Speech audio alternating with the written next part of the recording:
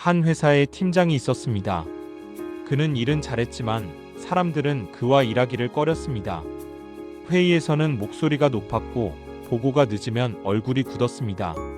사람들은 그가 지나가면 숨을 죽였고 농담 하나 없이 분위기는 늘 긴장감으로 가득했습니다.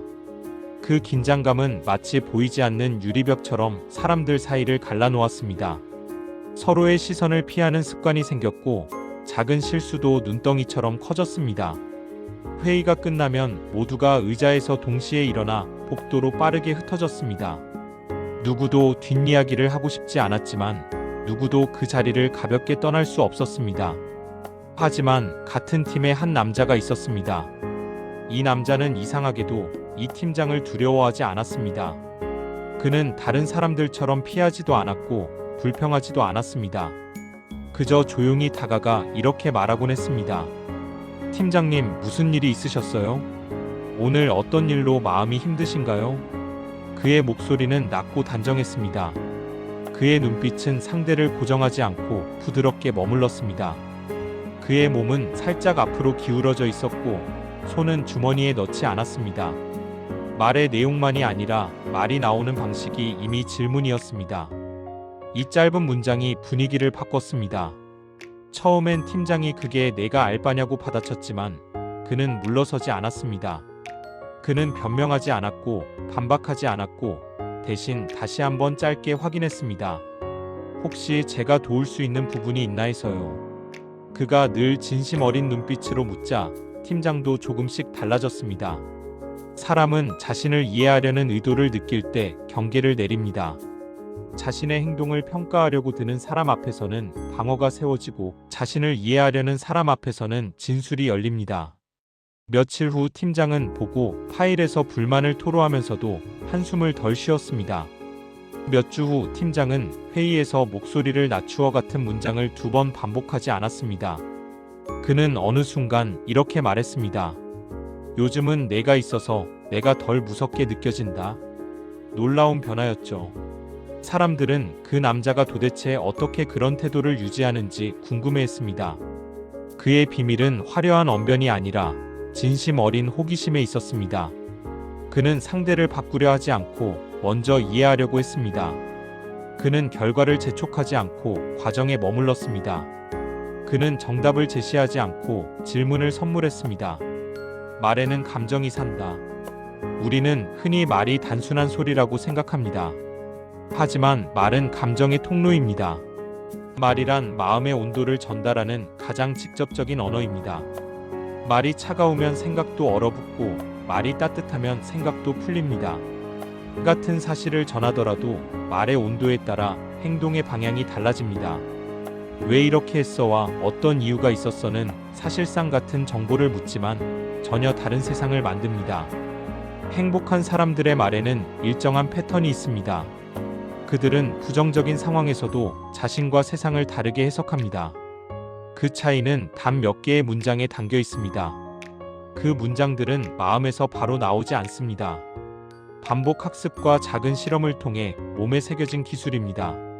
그 기술은 비상시의 자동 반응을 바꿉니다.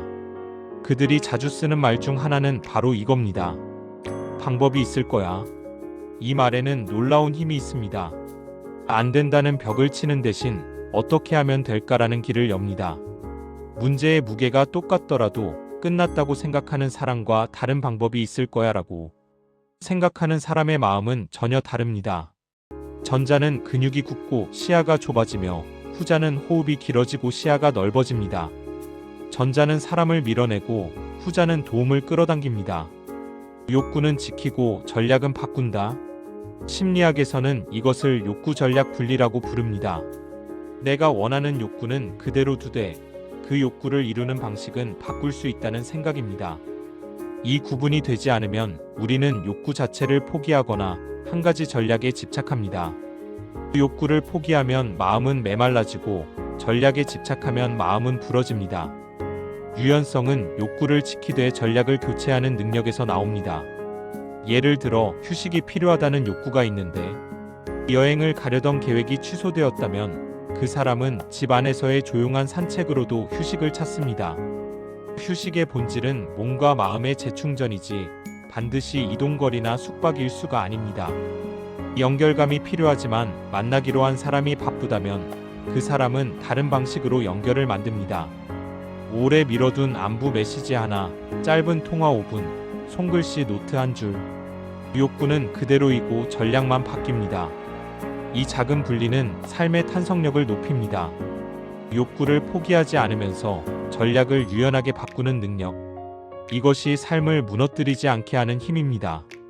이 능력은 실패의 경험을 학습 재료로 바꾸고 방해를 설계 문제로 전환합니다. 왜 안 됐지에서 멈추지 않고 그럼 어떻게 할까로 넘어갑니다. 그 한 걸음이 낙담과 회복을 가르는 경계입니다. 의미를 찾아내는 기술. 행복한 사람들은 어려운 상황 속에서도 반드시 의미를 찾아냅니다. 여기에도 의미가 있을 거야. 그들은 그렇게 말합니다. 이 말은 고통을 미화하지 않습니다. 이 말은 고통 속의 배움을 놓치지 않겠다는 선언입니다. 실직, 이별, 실패. 누구에게나 일어날 수 있는 사건들 속에서도 그들은 무엇을 잃었는가 보다 무엇을 배웠는가에 초점을 맞춥니다. 배움은 손실을 여행기로 바꾸는 문장입니다. 배움은 시간을 적으로 두지 않고 동료로 삼는 태도입니다. 코로나 시절 모두가 힘들어할 때 이들은 가족과 대화할 시간이 많아졌다고 말했습니다. 삶의 속도를 잠시 늦출 수 있었고 자신의 내면을 돌아볼 여유가 생겼다고 했습니다. 그들은 불확실성을 통제하려 들지 않고 불확실성 속에서 의미를 길어 올렸습니다. 의미는 언제나 현재 진행형으로 만들어지는 문장입니다. 의미는 나를 움직이게 하고 나를 견디게 합니다. 고통을 낭만화하는 것이 아닙니다. 그 안에서도 배우는 것을 놓치지 않는 태도입니다. 이것이 바로 긍정적 재평가입니다. 재평가는 손실의 윤곽을 흐리게 하지 않고 그 옆에 배움의 윤곽을 그립니다. 두 윤곽이 함께 보일 때 사람은 한 발 더 앞으로 나아갑니다. 지금은 힘들지만 이것만 끝나면 삶에는 힘든 시기가 늘 있습니다.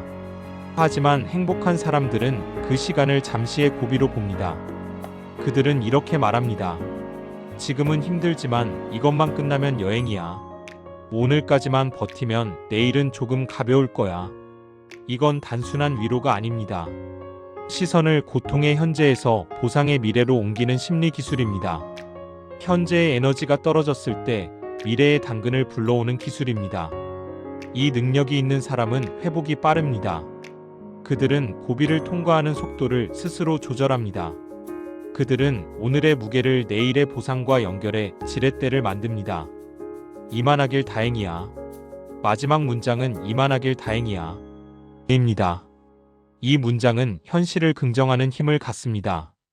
완벽하지 않아도 괜찮다는 마음, 지금의 자리에서도 감사할 수 있는 능력입니다.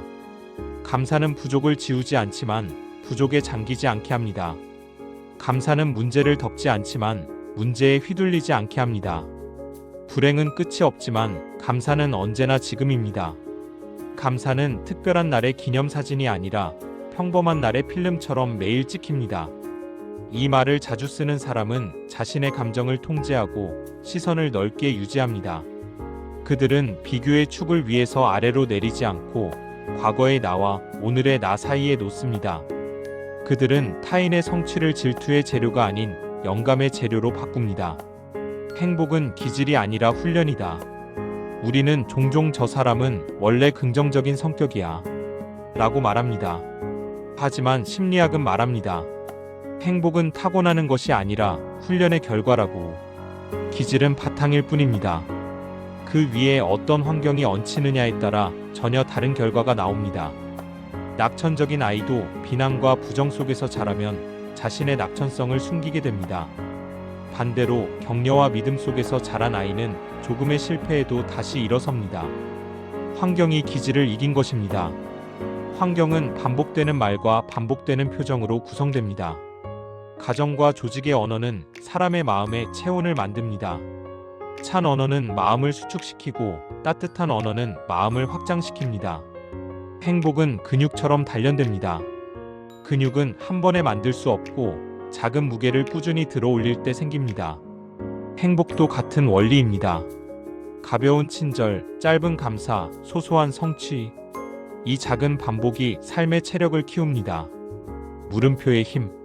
앞서 이야기했던 그 남자는 어릴 적 가난 속에서 자랐습니다. 쫓겨나기 직전 아버지가 1,000만 원을 벌어왔을 때 가족은 신문지를 깔고 삼겹살을 구웠습니다. 그날의 냄새와 소리가 그의 평생을 바꿨습니다. 그때 아버지는 이렇게 말했습니다. 이제 빛이 보인다. 우리는 다시 일어날 수 있어. 그날 소녀는 배웠습니다. 상황은 절망적일 수 있어도 태도는 선택할 수 있다. 그는 그 교훈을 평생 잊지 않았습니다. 그래서 어른이 된 뒤에도 누군가 화를 낼 때 그는 왜? 라고 묻지 않고 무슨 일이 있었나요? 라고 물었습니다. 왜는 신문처럼 들리고 무슨 일은 관심처럼 들립니다. 왜는 방어를 부르고 무슨 일은 설명을 부릅니다. 작은 차이가 큰 차이를 만듭니다. 그 차이는 작지만 결과는 컸습니다. 질문 하나가 관계를 바꾸었습니다. 질문은 판단의 반대말입니다. 질문은 거리의 반대말입니다. 질문은 통제의 반대말입니다. 질문은 연결의 시작입니다. 트라우마는 시간을 먹는다. 누구나 상처를 받습니다. 하지만 어떤 사람은 그 상처에 평생 머물고 어떤 사람은 그 상처로 성장합니다. 트라우마는 시간이 지나면 세 가지 형태로 마음을 점령합니다. 첫째, 개인화. 내가 잘못해서 그런 거야. 모든 불행의 이유를 자신에게 돌립니다. 둘째, 침투적 기억. 가끔씩 불현듯 그 장면이 떠오릅니다. 식사 중에도 길을 걷다가도 문득 머릿속에 들어옵니다. 셋째, 영속성의 믿음. 이건 평생 갈 거야. 자신의 고통이 영원할 거라 믿습니다. 이때 가장 먼저 해야 할 일은 좋은 말을 주입하는 것이 아니라 내 안에 쌓인 것을 비워내는 것입니다. 비워내야 들어옵니다. 흘려보내야 머뭅니다. 말하지 못한 감정은 저장된 에러 로그처럼 계속 시스템을 느리게 만듭니다. 지우지 않으면 재시작해도 느립니다. 흘려보내는 연습. 상담을 받거나 신뢰할 수 있는 사람과 대화를 나누는 것만으로도 감정은 순환을 시작합니다. 좋은 말은 들려야 한다고 생각하지만 사실은 그 전에 들어올 자리를 만들어야 합니다. 그 자리는 흘려보낼 때 생깁니다. 말하지 못한 감정은 마음속에 고입니다. 고인 감정은 썩고 썩은 감정은 다른 감정을 해칩니다. 흘려보내야 새 것이 들어옵니다. 흘려보내기는 기술입니다. 기술은 작게 나누면 쉽습니다.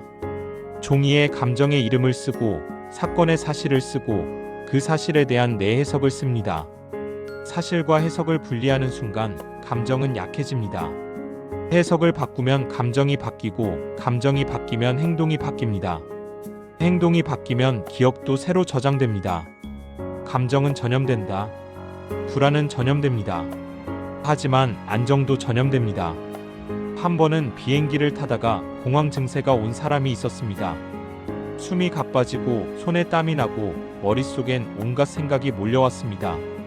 그때 옆에 있던 친구가 조용히 손을 잡고 말했습니다. 지금 내 손의 온도를 느껴봐. 우리 둘 다 여기에 있잖아. 그 말을 들은 순간 숨이 조금 고르게 돌아왔습니다. 감정은 이렇게 옮겨갑니다. 불안이 전염되듯 평안도 전염됩니다.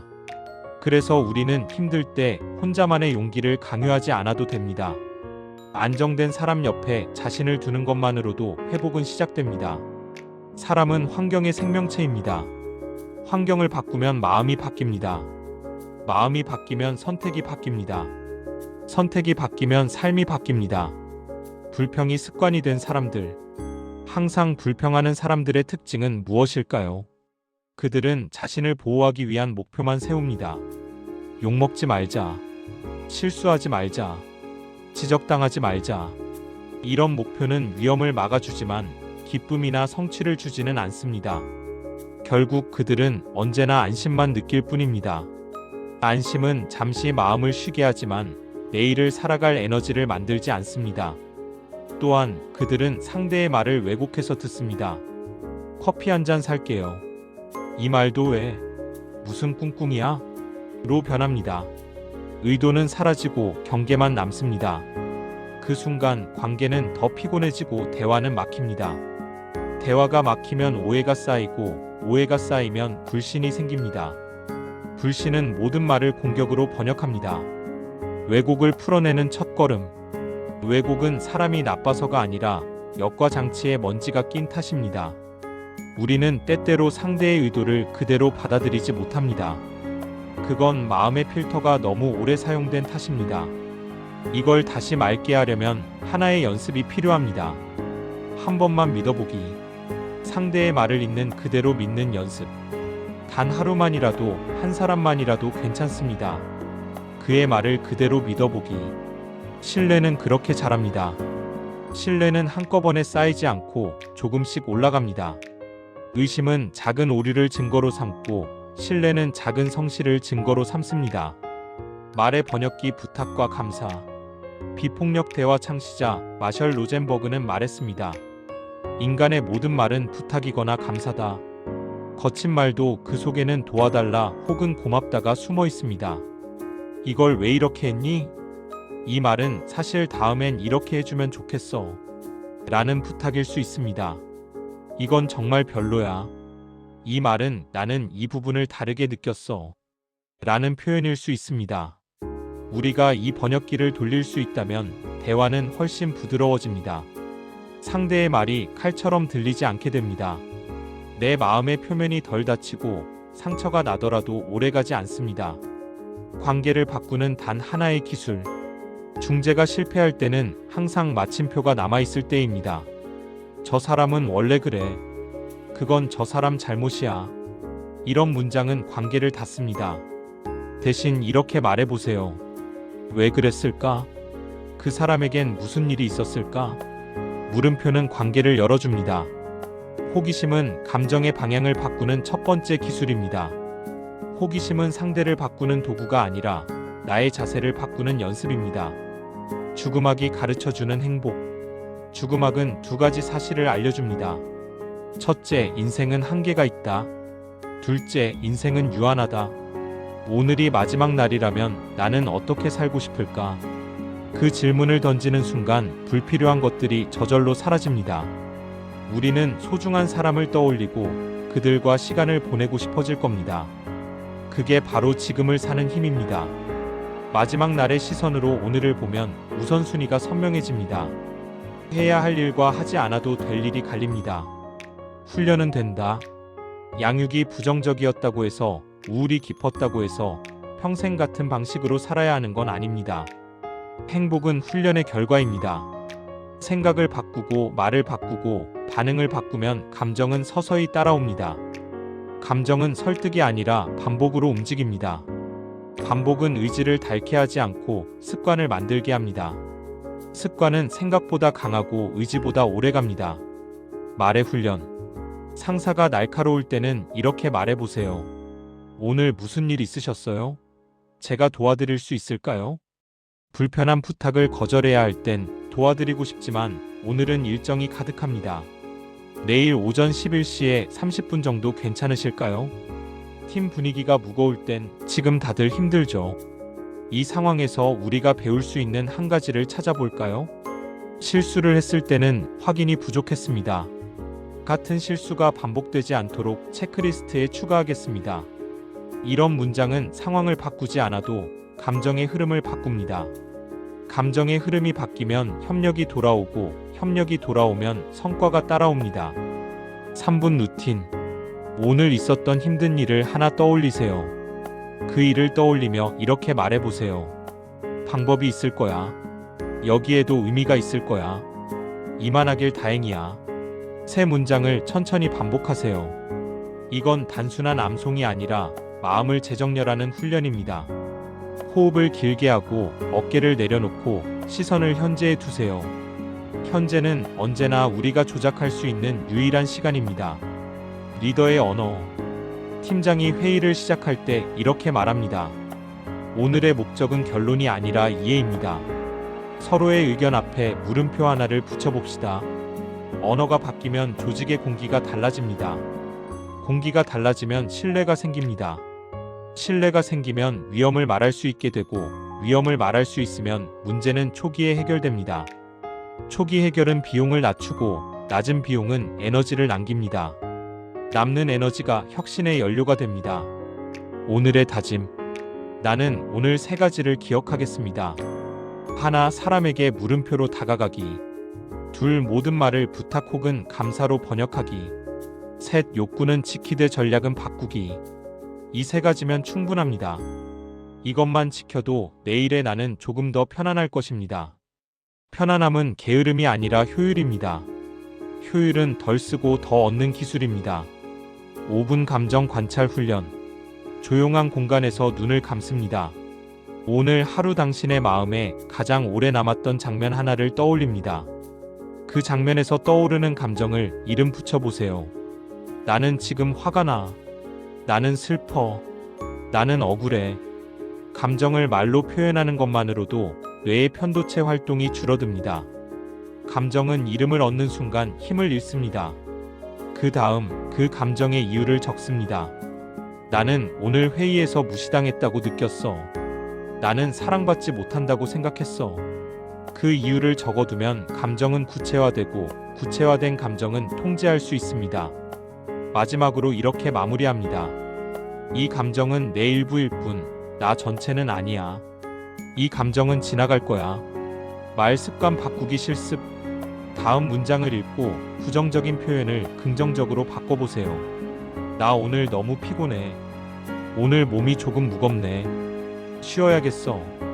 이 사람 때문에 미치겠어. 이 사람의 행동이 내 마음을 어렵게 하네. 내가 어떻게 다룰 수 있을까? 왜 나만 이런 일을 겪어? 이 일에서 내가 배워야 할 게 뭘까? 아, 실패했어. 경험 하나가 더 쌓였네. 이건 단순한 말장난이 아닙니다. 말은 사고를, 사고는 감정을, 감정은 행동을 만듭니다. 말이 바뀌면 인생이 바뀌는 이유가 여기에 있습니다. 관계가 틀어졌을 때 쓸 수 있는 문장. 당신 말에도 일리가 있어요. 내가 다르게 느낀 부분을 말해도 될까요? 우리 둘 다 이 문제에서 배울 수 있을 것 같아요. 나도 당신이 그렇게 느낀 이유를 알고 싶어요. 지금 감정보다는 의미에 집중하고 싶어요. 이 5문장은 갈등의 불길에 물 한 바가지를 붓는 문장입니다. 이 중 하나만 써도 대화의 온도는 달라집니다. 나 메시지로 말하기. 비난 대신 나를 주어로 시작해보세요. 너는 왜 그렇게 말해? 대신 나는 그 말이 조금 서운하게 들렸어. 너는 항상 이래. 대신 나는 그 상황에서 좀 당황했어. 상대의 성격을 공격하지 않고 내 감정을 중심으로 말하는 것이 관계를 살리는 첫 번째 문장입니다. 감정의 루틴 54,321. 불안이 몰려올 때 이 루틴을 해보세요. 지금 눈에 보이는 것 5가지. 지금 들리는 소리 4가지. 지금 만질 수 있는 감촉 3가지. 지금 맡을 수 있는 냄새 2가지. 지금 느껴지는 맛 1가지. 이 간단한 루틴은 당신의 의식을 지금 이 순간으로 되돌립니다. 마음이 현재로 돌아오면 불안은 미래로 달려갈 이유를 잃습니다. 혼잣말의 힘. 하루 동안 마음속으로 어떤 말을 가장 많이 했나요? 또 실패했어. 왜 이렇게 안 돼? 괜찮아. 다시 해보자. 혼잣말이 바로 당신의 사고 패턴입니다. 혼잣말이 따뜻해지면 세상도 따뜻하게 보입니다. 괜찮아. 조금 느려도 돼. 그래도 나는 계속 가고 있어. 이 한 문장으로 하루의 무게가 달라집니다. 3분 리셋 타임. 눈을 감고 가장 사랑하는 사람을 떠올립니다. 그 사람이 당신을 보며 웃고 있다고 상상해 보세요. 그 표정 하나만으로도 당신의 뇌는 안정 신호를 보냅니다. 그 다음 당신이 가장 사랑하는 일을 떠올립니다. 그것을 할 때의 당신 얼굴을 그려보세요. 그 표정은 당신의 진짜 자아의 얼굴입니다. 감정 근육 키우기. 감정은 억누른다고 사라지지 않습니다. 표현하고 다루어야 합니다. 기쁨은 나누고 슬픔은 표현하고 분노는 안전한 방법으로 풀어야 합니다. 운동처럼 감정도 근육이 있습니다. 표현할수록 다룰수록 이 근육은 단단해집니다. 마음의 리더십? 리더란 직급이 아니라 감정의 균형을 잡는 사람입니다. 주변이 흔들릴 때 괜찮아요. 우리 방법을 다시 찾아봐요. 라고 말할 수 있는 사람이 리더입니다. 감정적으로 안정된 사람 한 명이 불안한 10명보다 강합니다. 리더의 안정은 팀의 평균을 끌어올립니다. 한 사람의 평온이 여러 사람의 에너지를 정렬시킵니다. 괜찮다의 진짜 의미. 우리는 너무 쉽게 괜찮아요라고 말합니다. 하지만 진짜 괜찮다는 건 감정을 무시하는 게 아니라 감정을 인정한 뒤에도 다시 걸어 나오는 힘입니다. 힘들었지만 이만하길 다행이야. 이 말이 바로 진짜 괜찮음입니다. 괜찮음은 포기가 아니라 선택입니다. 괜찮음은 무감각이 아니라 회복입니다. 마음의 GPS. 삶에는 방향이 있습니다. 하지만 감정이 혼란스러우면 그 방향이 보이지 않습니다. 그럴 때마다 이 세 문장을 떠올리세요. 방법이 있을 거야. 여기에도 의미가 있을 거야. 이만하길 다행이야. 이 세 문장은 삶의 GPS 같은 역할을 합니다. 당신을 다시 길 위로 데려옵니다. 하루를 설계하는 질문들. 아침에 스스로에게 3가지를 묻습니다. 오늘 내가 지키고 싶은 한 가지 욕구는 무엇인가? 그 욕구를 이루기 위한 최소한의 한 가지 전략은 무엇인가? 그 전략이 막힐 경우 대체할 2번째 전략은 무엇인가? 이 세 문장은 하루의 핸들을 내 손에 다시 쥐어줍니다. 삶을 통제한다는 건 모든 변수를 감당하는 것이 아니라 대응의 선택지를 늘리는 것입니다. 미세 습관의 힘. 거대한 목표는 방향을 주지만 작은 습관이 속도를 만듭니다. 감사 한 줄 메모. 물 한 잔과 함께하는 호흡 3번. 업무 시작 전 90초 정리. 퇴근 전 오늘의 배움 한 줄. 이 4가지가 쌓이면 주간의 결이 달라지고 주간의 결이 달라지면 인생의 결이 달라집니다. 경계 목표에서 향상 목표로. 경계 목표는 위험을 피하게 하고 향상 목표는 가능성을 열어줍니다. 욕먹지 말자는 경계를 세우지만 설명을 10% 더 명료하게 하자는 향상을 만듭니다. 향상 목표는 측정 가능해야 합니다. 그래서 반복할 수 있습니다. 반복 가능한 향상은 성취의 경험치를 축적합니다. 설명의 기술. 설명은 정보를 줄이는 것이 아니라 의미를 증가시키는 일입니다. 사실, 의미, 요청. 3줄이면 충분합니다. 사실은 이렇습니다. 제가 이해한 의미는 이렇습니다. 그래서 요청은 이것입니다. 이 구조는 갈등을 줄이고 협력을 불러옵니다. 경청의 기술. 경청은 침묵이 아니라 확인입니다. 핵심을 한 문장으로 요약하고 감정을 한 단어로 이름 붙이고 다음 스텝을 한 줄로 제안합니다. 핵심은 일정 위험이 크다는 점이군요. 답답함이 느껴졌어요. 그럼 리스크 목록을 함께 만들까요? 3줄 경청은 말보다 더 큰 설득을 만들어냅니다. 인정과 공감의 차이. 인정은 사실에 고개를 끄덕이는 행위입니다. 공감은 감정의 온도를 맞추는 행위입니다. 둘 다 필요하지만 순서가 중요합니다. 먼저 인정. 그 다음 공감. 인정이 빠지면 공감은 공허해지고 공감이 빠지면 인정은 차갑게 느껴집니다. 피드백의 방향. 피드백은 사람을 겨냥하지 말고 행동을 겨냥해야 합니다.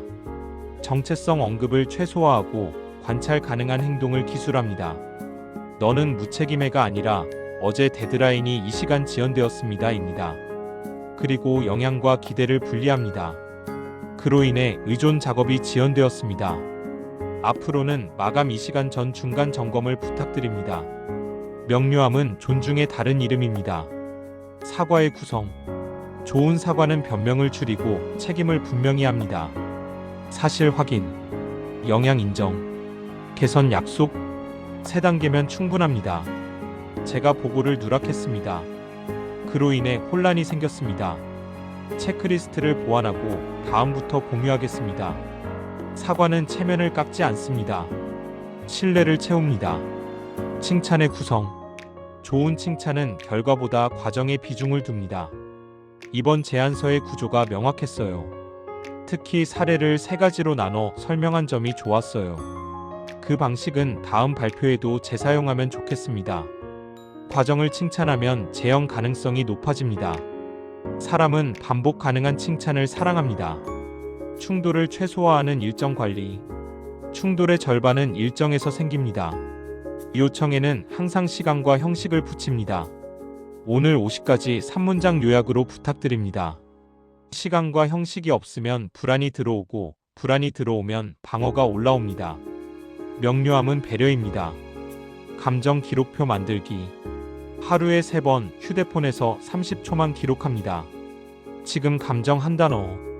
강도 0에서 10. 유발 사건 한 줄. 대응 전략 한 줄. 나중에 보면 패턴이 보입니다. 패턴을 보면 선택이 생깁니다. 무슨 일이 있었나요의 확장. 이 질문은 상대에게만 쓰는 말이 아닙니다. 스스로에게도 묻습니다. 내 마음에 무슨 일이 있었니? 자기 기록은 자기 이해로 이어지고, 자기 이해는 자기 조절로 이어집니다. 자기 조절은 타인 조절보다 항상 먼저입니다. 불안에 이름을 붙이는 법. 불안은 모호할수록 커집니다. 이름을 붙이면 작아집니다. 마감 불안, 관계 불안, 성과 불안. 이름을 붙인 뒤에는 계획을 붙입니다. 마감 불안. 오늘 16시에 20분 중간 점검. 작은 계획이 큰 불안을 막습니다. 회복 탄력성의 새 기둥. 관점 전환, 문제 해결, 사회적 지지. 3가지 중 하나만 무너지면 회복은 느려집니다. 3가지를 작은 단위로 매일 보수하면 회복은 빨라집니다. 보수는 위대함이 아니라 성실함으로 완성됩니다. 나를 해석하는 언어 바꾸기. 나는 원래 이런 사람이야. 이 문장은 성장의 문을 닫습니다. 나는 지금 이렇게 반응하고 있어. 이 문장은 변화를 남겨둡니다. 정체성 언어에서 상태 언어로.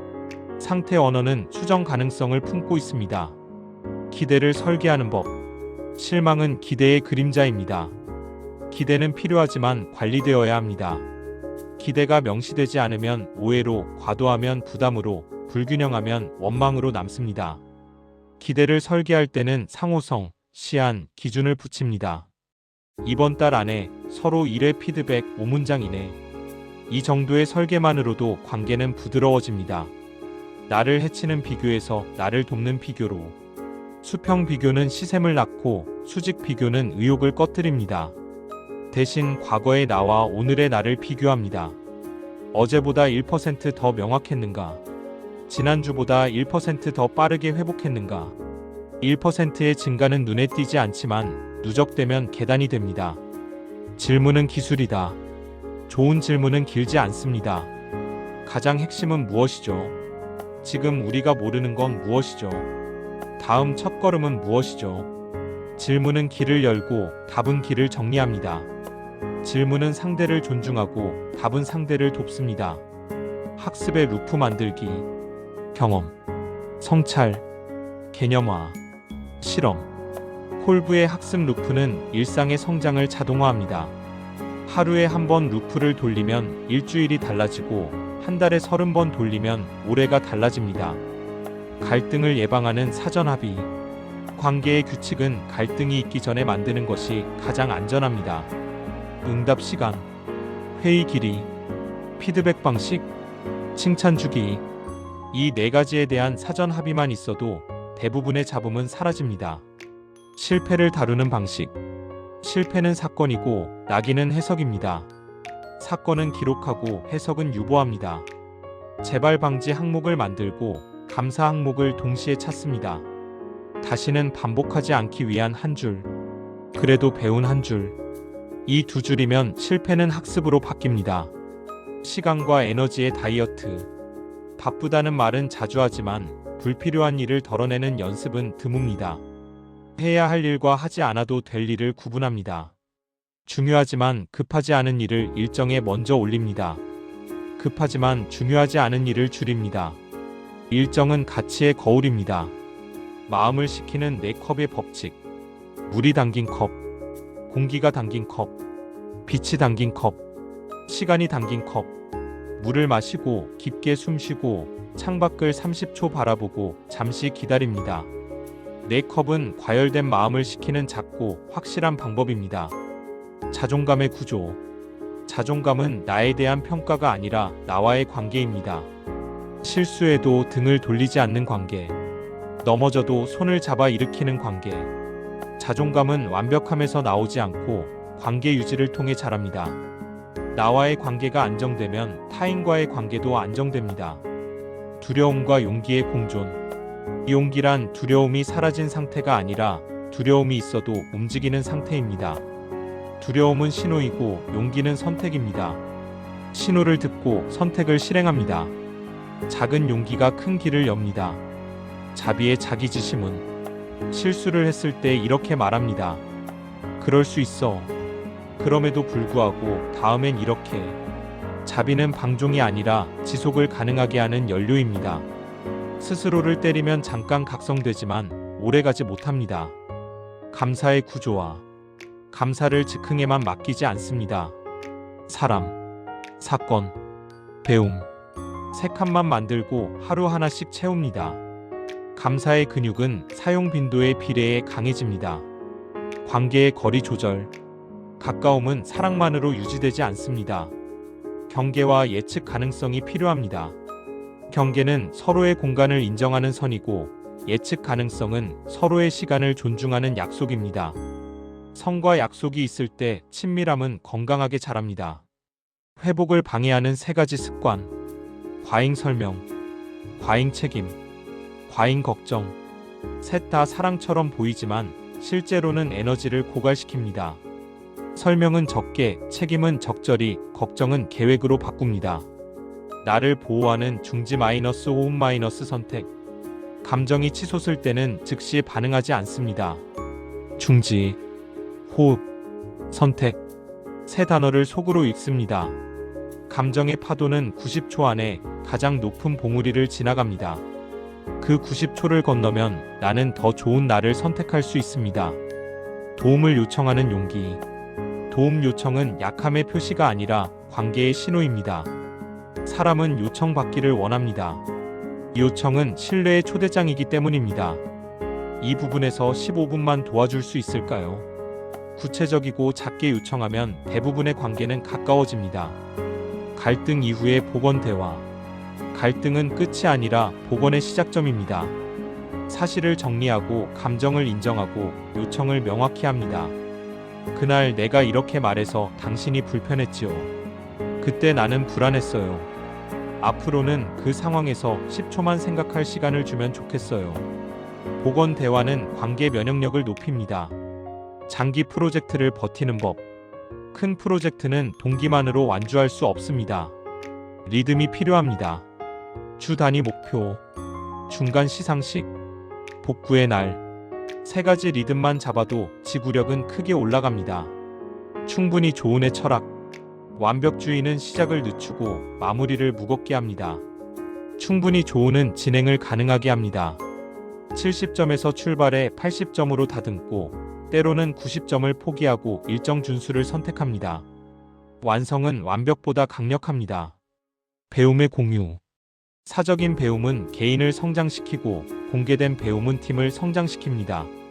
작은 회고를 짧게 공유합니다. 이번 시도에서 잘된 점 1, 아쉬운 점 1, 다음 시도 1.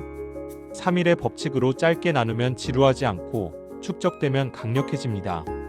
의도 마이너스 행동 마이너스 결과의 선형화.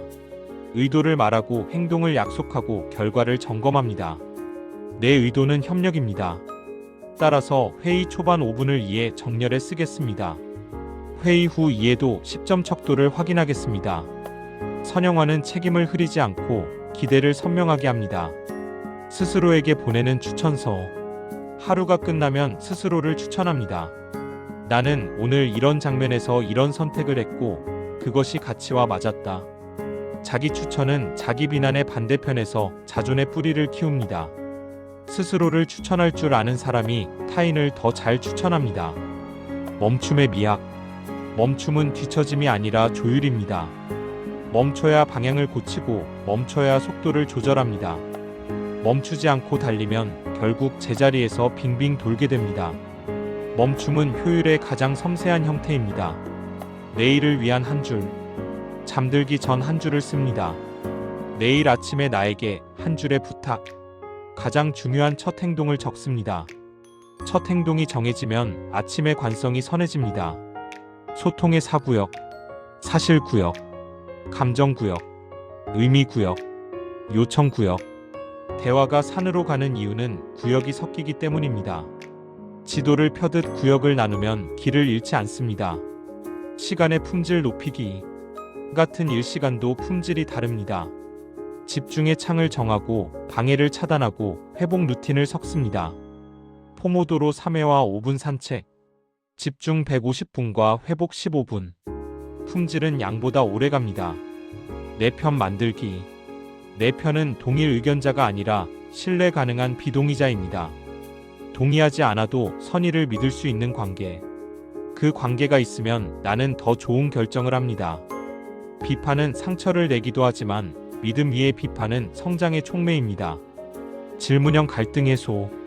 우리가 합의한 기준에서 무엇이 빠졌을까요? 내가 놓친 맥락이 있었을까요? 여기서 각자 원하는 결과를 한 줄로 말해볼까요? 질문형 해소는 체면을 살리고 해결을 앞당깁니다. 감정의 우선순위. 모든 감정을 동시에 다루려 하면 아무것도 다루지 못합니다. 오늘의 우선 감정 하나만 선택합니다. 그 감정과 10분 동행합니다. 동행이 쌓이면 친숙해지고 친숙해지면 겁이 줄어듭니다. 마음의 체온 유지. 과열되면 식히고 관행되면 덮입니다. 과열의 신호는 숨가쁨, 과속, 공격성입니다. 관행의 신호는 무기력, 회피, 단절입니다. 신호를 읽고 루틴을 적용합니다. 식힐 때는 물, 호흡, 창밖. 덮일 때는 산책, 햇빛, 작은 정리. 언어 다이어트. 말이 많을수록 핵심은 약해집니다. 핵심 문장을 먼저 말하고 근거를 나중에 붙입니다. 핵심은 일정 조정이 필요하다는 점입니다. 그 다음 이유를 말합니다. 핵심을 앞에 두면 상대의 에너지가 아껴집니다. 칭찬의 타이밍. 성과 직후 24시간 이내가 가장 효과적입니다. 늦은 칭찬은 다정하지만 즉시 칭찬은 동기입니다. 칭찬은 높은 톤이 아니라 구체성이 힘입니다. 불안의 재료 바꾸기. 카페인, 야간 화면, 바다 소식. 세 가지는 불안을 키우는 대표 재료입니다.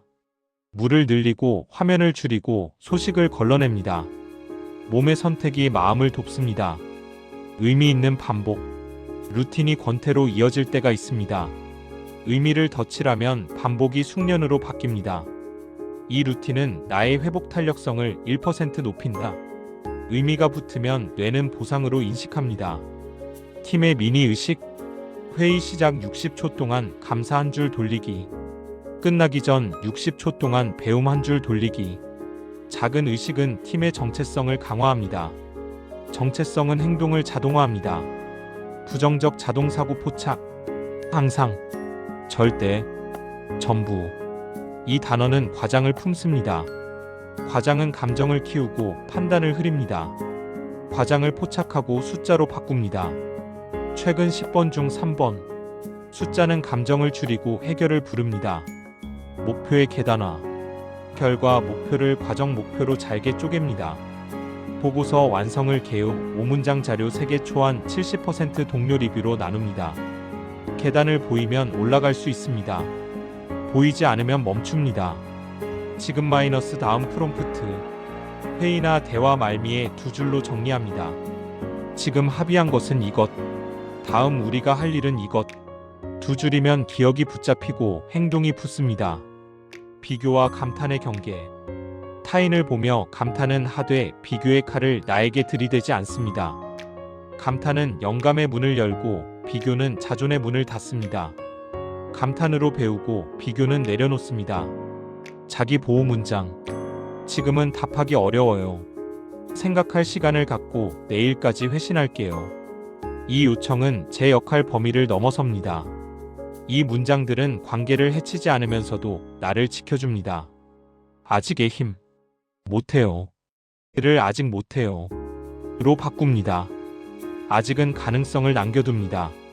가능성의 언어는 행동의 문을 열어둡니다. 회복 일기.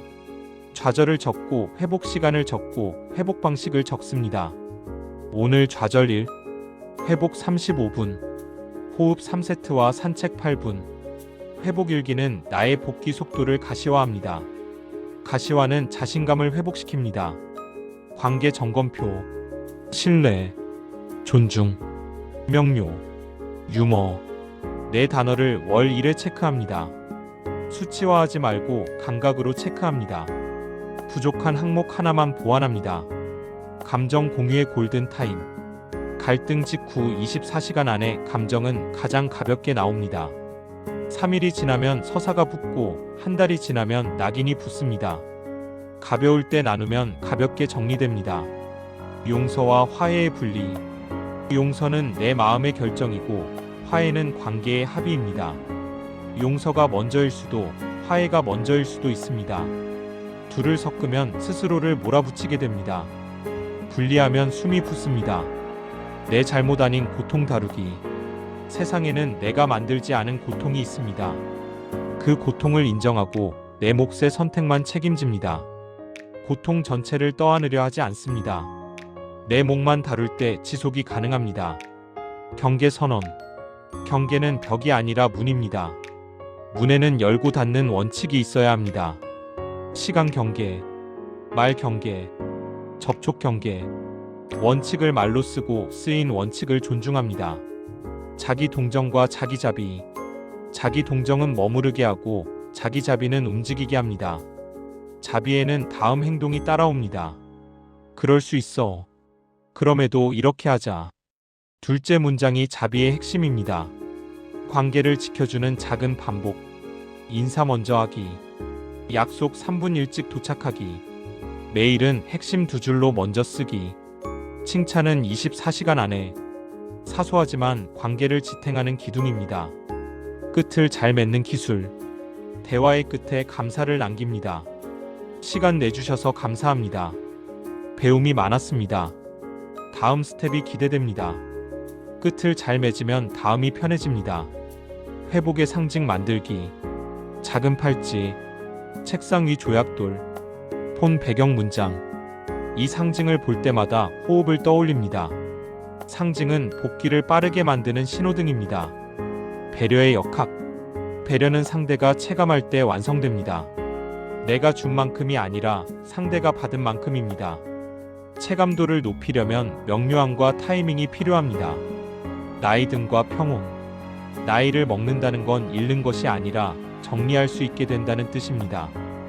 우선순위가 선명해지고 속도가 맞춰집니다. 평온은 느림에서 자랍니다. 느림은 섬세함의 다른 이름입니다. 사랑의 정의. 사랑은 감정이 아니라 유지의 기술입니다. 기억하기, 들어주기, 확인하기. 세 가지를 꾸준히 반복하면 사랑은 흔들려도 무너지지 않습니다. 마음의 빚 정리. 미루어둔 사과 한 줄, 미루어둔 감사 한 줄, 미루어둔 약속 한 줄. 하루 하나씩 갚습니다. 마음의 빚을 갚으면 현재의 현금 흐름이 좋아집니다. 나의 기준과 타인의 기준. 기준이 다르면 사람은 다르게 보입니다. 다름을 틀림으로 번역하지 않습니다. 기준을 설명하고 교집합을 찾습니다. 교집합이 관계의 작업대입니다. 행복의 방정식. 행복 의미 있는 목표 관계의 질 회복의 속도. 셋 중 하나가 0이면 전체가 0이 됩니다. 셋 중 하나만 높아도 버틸 수 있고 셋이 모두 중간이면 꽤 단단합니다. 숫자는 상징이지만 방향을 줍니다. 마지막 연습. 오늘 이 문장을 소리내어 읽습니다. 방법이 있을 거야. 여기에도 의미가 있을 거야. 이만하길 다행이야. 그리고 한 사람에게 조용히 묻습니다. 무슨 일이 있었나요? 이 네 줄이 오늘의 나를 그리고 누군가의 오늘을 살립니다. 맺음. 우리는 모두 완벽하지 않습니다. 하지만 우리는 모두 연습할 수 있습니다. 말을 바꾸고 시선을 바꾸고 반응을 바꾸는 작은 연습을. 그 작은 연습이 모여 삶의 큰 결을 만듭니다. 당신의 하루가 막힌다면 문장을 바꾸세요. 당신의 마음이 무거워진다면 호흡을 바꾸세요. 당신의 관계가 멀어졌다면 질문을 바꾸세요. 그 순간 길은 다시 열립니다.